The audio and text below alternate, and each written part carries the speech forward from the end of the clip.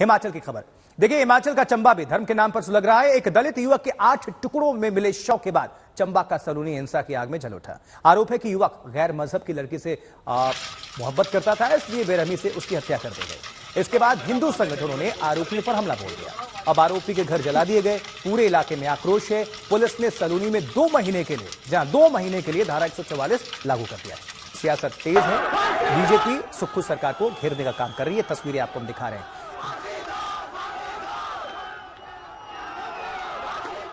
5 तारीख की शाम को मनोहर नाम का शख्स अपने घर से खेतों के लिए निकला था और 6 तारीख को उसकी हत्या कर दी गई। 9 तारीख को इसी इलाके में ये जो नदी की आवाज आ रही है, यहां से कुछ ही दूरी पर कई टुकड़ों में बोरे में बंद मनोहर का शव मिला था। कत्ल का ये मामला साफ हो चुका था। पुलिस ने मामला दर्ज करके 9 तारीख को कई लोगों को हिरासत में ले लिया था और पुलिस मामले की तफ्तीश ही कर रही थी। लेकिन जो चौंकाने वाला सच सामने आया, उसे सुनकर लोगों के पैरों तले से जमीन खिसक गई।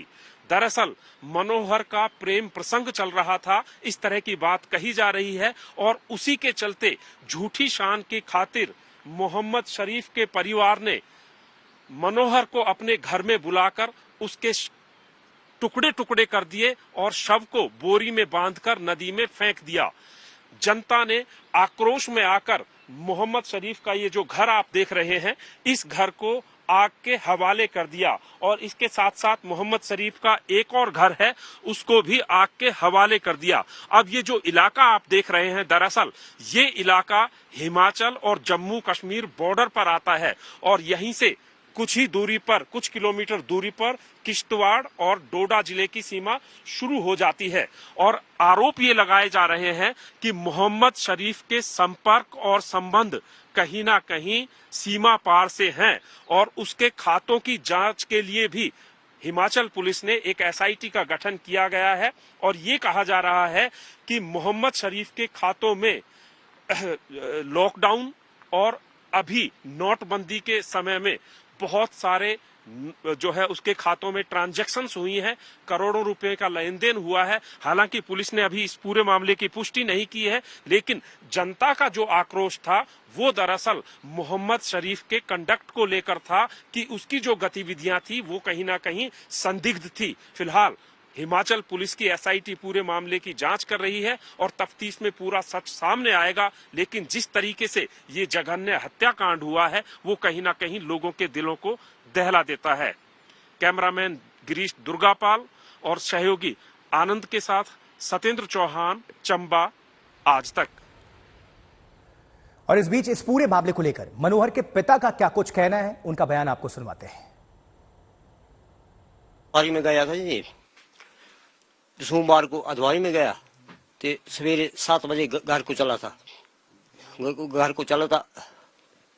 उसने फोन पे बात भी की कि मैंने तो पत्थर ढूंढे, पत्थर चुकने को आया। रास्ते में शरीफ की अदवारी रहती है, रास्ते में था घोड़े उधर रही है, मेरा लड़का उन्होंने करनेप कर लिया। इकलौता लड़का था मनोहर आपका? हाँ जी, इकलौता लड़का था मेरा। क्या वजह हो सकती है, क्यों उन्होंने किया ऐसा? उनको पता है क्या उनका प्लान था, उसके प्लान का मेरे को पता नहीं।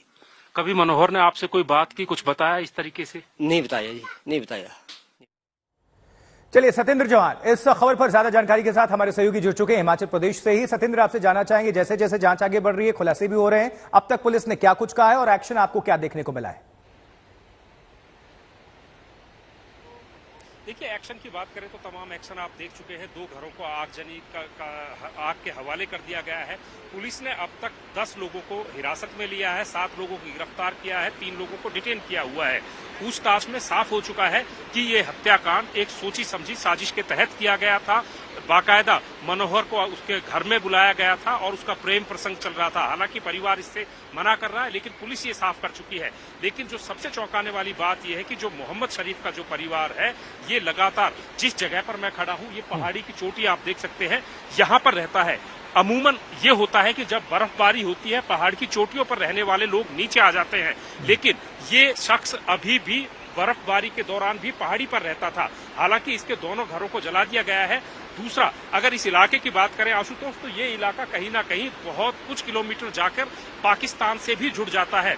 बाकायदा जम्मू कश्मीर से, किश्तवाड़ से ये इलाका जुड़ा हुआ है और इस इलाके में संदिग्ध गतिविधि मिलिटेंट्स की अक्सर होती रहती है, चूंकि ये एक कहीं ना कहीं रूट बनता है। और जिस तरीके से मोहम्मद शरीफ के बारे में लोग यहाँ पर बता रहे हैं, तो ये कहा जा रहा है कि उसकी जो गतिविधियां थी वो कहीं ना कहीं संदिग्ध थी। 6-6 महीने वो सीमा पार चला जाता था बकरियों को चराने के बहाने। दूसरा, जो उसके बैंक अकाउंट्स हैं उनमें भारी रकम है। एक भेड़ बकरी चलाने वाले के पास इतने पैसे कैसे आए हैं? हालांकि पुलिस की एसआईटी इस पूरे मामले की जांच कर रही है, लेकिन जो लोग आरोप लगा रहे हैं और जिस तरह की बातें सुनकर आ रही हैं, वो कहीं ना कहीं हैरान और परेशान करने वाली हैं। फिलहाल पूरे इलाके को कॉर्डन ऑफ किया गया है, जगह जगह पर पुलिस की नाकेबंदी है, धारा 144 लगाई हुई है, लेकिन बीजेपी हिमाचल के डिस्ट्रिक्ट हेडक्वार्टर पर आज जमकर प्रोटेस्ट कर रही है। बहुत शुक्रिया सत्येंद्र, इस खबर पर दर्शकों को अपडेट करने के लिए। आप